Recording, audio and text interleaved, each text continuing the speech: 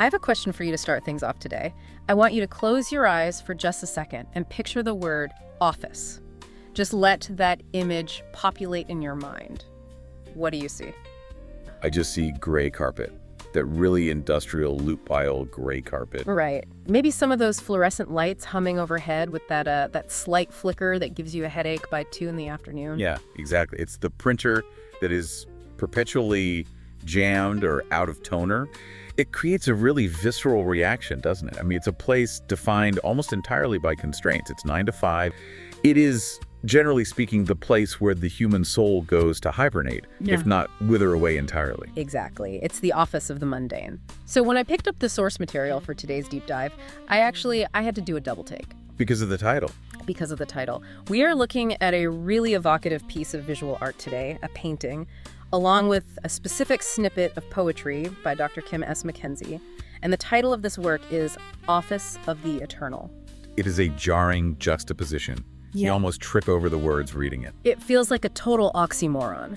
You are taking the most bureaucratic, structured, frankly boring word in the English language, office, and you are welding it to the eternal, which is the most vast, spiritual, boundless concept imaginable.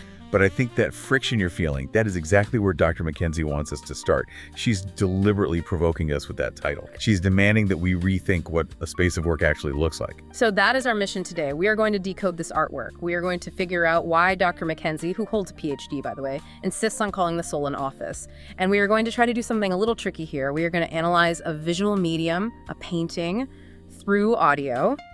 But I think the imagery in this piece is so lucid and so structural that we can really build this picture in your mind. Because this isn't just a metaphor. She has literally painted the architecture of the soul. So buckle up. We are leaving the cubicle farm and we are heading straight into the cosmos. Let's dive in. Let's do it. Right. And I actually want to stay on that word office for just a moment longer, because I think you hit on something really important about the irony there. It feels like she's trying to reclaim the word. She absolutely is. If we strip away all the modern baggage, the Zoom calls, the spreadsheets, the endless email chains, and we go back to the etymology, the word officium in Latin doesn't mean a room with a desk. Okay. It means a service, a duty, or a ceremonial function. Oh, I see. So we're talking more like the office of the president or taking high office. It's not about the furniture at all. It's about the gravity of what happens. Seat of power. Precisely. It's a headquarters. It's a place where work gets done, but not busy work. Essential work. So when she titles this piece Office of the Eternal, she's suggesting that the soul isn't just this wispy, passive ghost floating around in your chest like a cloud. Right. It's not a gas. It's not just a vibe. No, it's an operational center. It is a place of business. It's the headquarters for your spirit. And that framing completely shifts how you view the artwork before you even look at a single color. You aren't looking at a dreamscape. You are looking at a schematic. A schematic for the spirit. I love that. Now let's look at the operating hours of this headquarters then, because there's a line of poetry from Dr. MacKenzie's book, Beauty Within the Art of Soul, that accompanies this painting, and it acts as a sort of key to the map. It really does unlock the visual. The line reads, "Our soul is like eternity, open all hours, and it's free." We are just obsessed with closing time. We are creatures of the schedule. We parse our lives into billable hours, leisure time, sleeping time, constantly watching the clock. But this line, open all hours, it speaks to a radical accessibility. Right. It implies that this spiritual headquarters doesn't run on Chronos time, which is your standard clock time. It runs on Kairos time, the opportune moment. It is a constant sanctuary. So it doesn't care about my Google Calendar. It doesn't care if you have a meeting in 5 minutes or if it's 3 a.m. and you're staring at the ceiling with insomnia. The office is open. The lights are on. That is actually really comforting. Because usually when you need that kind of space, that mental or spiritual space, it is not convenient. It's usually when things are falling apart. And to know the door is just unlocked is huge. Exactly. You do not need an appointment. And then you have the second half of that poetic line, and it's free. And in the wellness economy we live in today, that's actually a pretty radical statement. Yeah, that's true. You don't need the $200 yoga pants. You don't need the exclusive retreat in Bali. You don't need the premium subscription to the meditation app to access this office. It is the ultimate democratization of spiritual space. It's accessible to everyone, regardless of your bank account. But I get the sense, just knowing how these sources usually work, that free is doing way more work than just meaning $0. Oh, without a doubt. Think about free in the sense of liberty. It is free, it is unbound. An earthly office is defined by walls, by HR policies, by gravity, by the expectations of your boss. Yeah. The office of the eternal is free from physics. It's free from social expectation.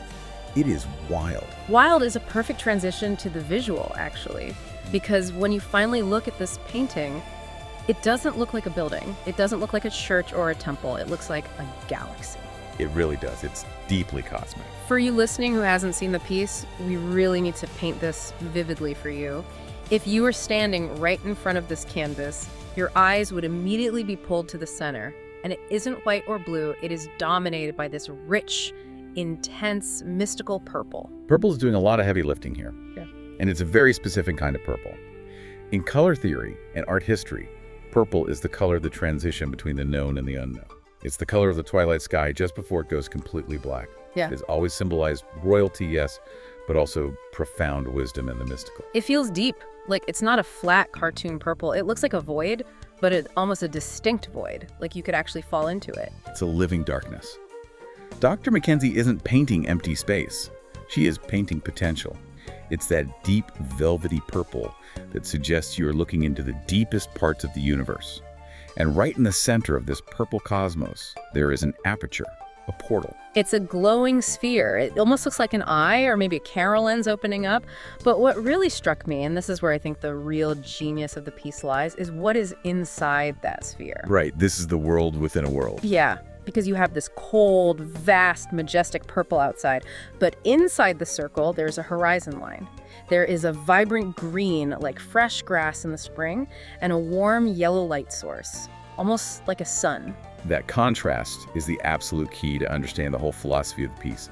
If the soul were just eternity, just that endless purple void, it might feel cold to us. It might feel alien. Yeah, humans aren't really built for the vacuum of space. Exactly. We need ground. We need warmth. So the office has a break room with a view. In a way, yes. The green and yellow represent life, growth, and familiarity. It anchors the completely abstract concept of the eternal into something that feels like home. It suggests that at the very core of your being, in the absolute center of the office, it's not a sterile boardroom, it's a garden. It's a sunrise. That is profoundly comforting, because sometimes when people talk about looking inward or soul searching, it sounds really scary. Like, oh, I don't want to look in there. I have a lot of anxiety and repressed memories stuffed in that closet. We all fear the dark closet. We think if we open the door to the soul, monsters are going to come tumbling out. But Dr. MacKenzie is visualizing the soul and saying, no, if you go past the noise, past the anxiety, past the purple void, the core is actually warm. It is the safest place there is. Okay, so we have the portal in the center, this warm garden inside the purple cosmos. But it isn't just floating in a vacuum. The painting is populated. This is where the narrative of the piece really comes alive for me. It's not just a landscape. There are figures. The composition is very deliberate here. It's highly vertical. You have the above and the below, and they tell two very different stories. Let's start at the top. Above the central portal, there's this archway of shapes.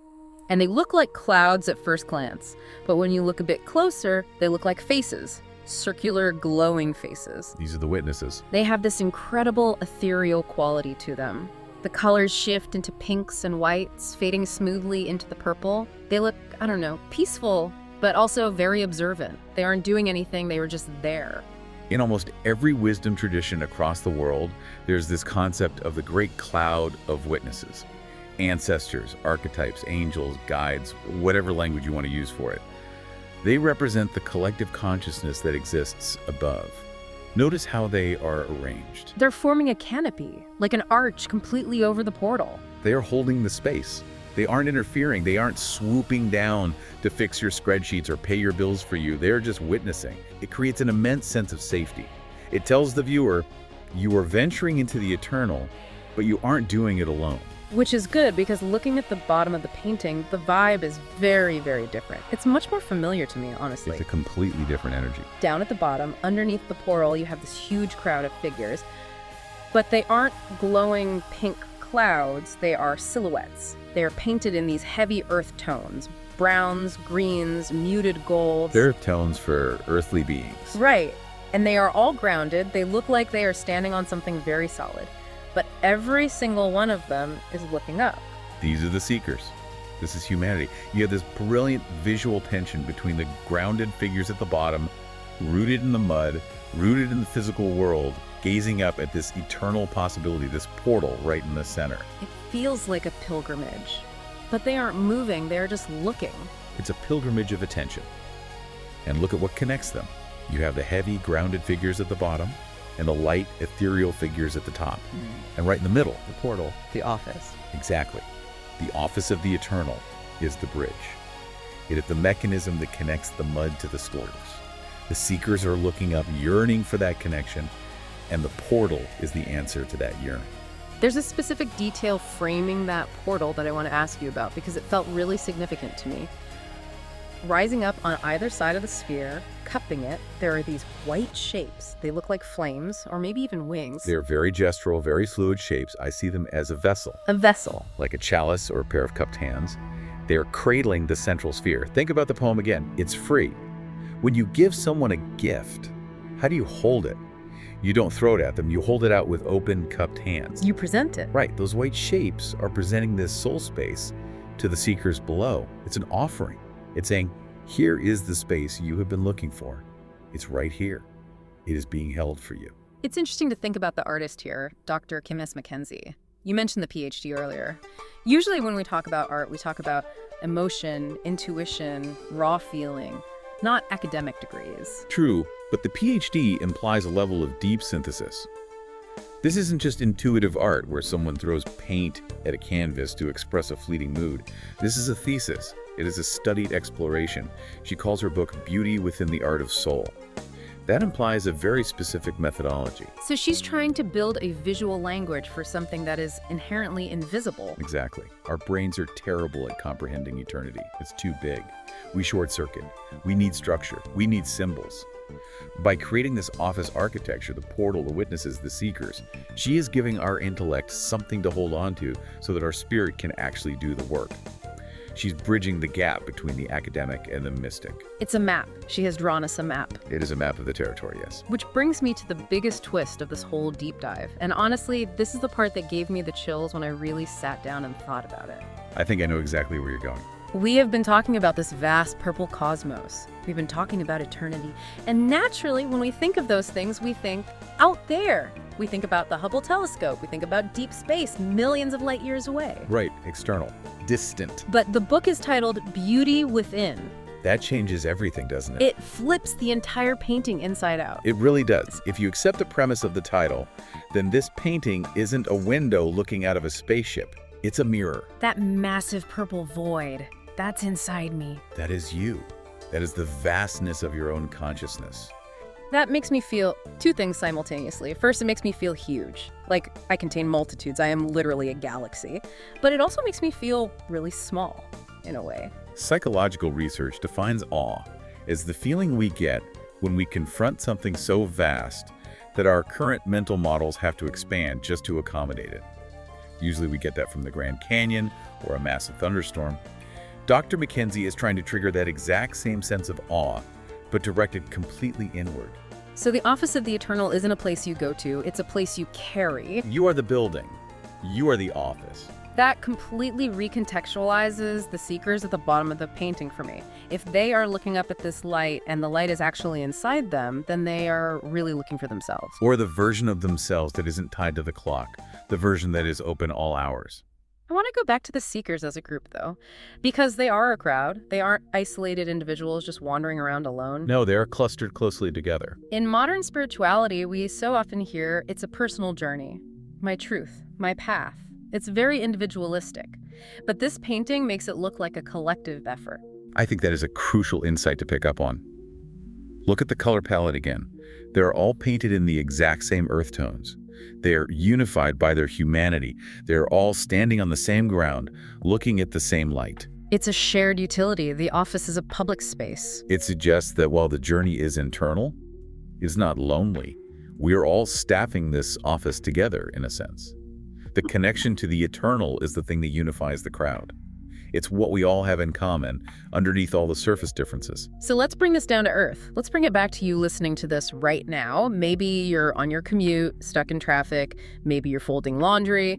Or maybe you're sitting in your actual gray carpeted office right now, staring blankly at a spreadsheet. The office of the temporal. The office of the temporal, exactly. Why does this matter? Why should you care about Dr. MacKenzie's purple swirls and glowing spheres? It matters because we are suffering from a crisis of space.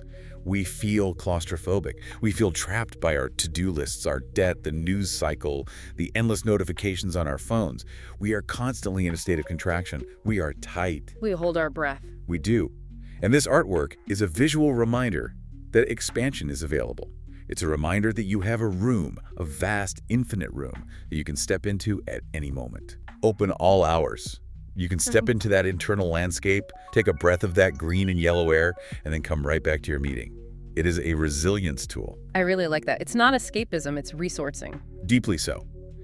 If you know that the office of the eternal is there, the stress of the temporary office becomes so much smaller. You realize that the deadline isn't the end of the world, because you are connected to a world that has no deadlines. It's all about perspective. The painting literally forces your eye to look up, and the philosophy forces your mind to zoom out. Up and in. Simultaneously. So, to recap our mission here today, we took a look at Office of the Eternal. We saw the soul depicted not as a ghost, but as a headquarters, a place of true function and service. We saw the cosmic purples representing the mystery and the wisdom. We saw the glowing portal representing the beauty within that safe green place at the absolute center. And we saw the beautiful relationship between the witnesses above and the seekers below. It is a bridge between the earthly and the divine. And the best part is, the bridge is toll-free. And the bridge is you. That is the kicker. You are the bridge. It's a really powerful synthesis. Dr. MacKenzie has managed to take something incredibly abstract, the soul, and give it a floor plan. I think I am going to look at my own office a little differently today. Maybe try to find that green horizon line amidst the spreadsheets. It is there if you look for it. So, here is a final thought for you to chew on as you go about your day. We have been talking about this soul space as an office, and as we established at the very beginning, an office is a place of function. It's where work gets done, transactions happen, decisions are made.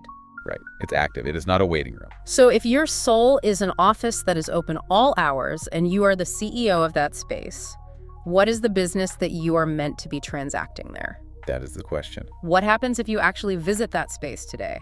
What work is waiting for you on that desk inside the glowing portal? I suspect it's the most important work you will ever do.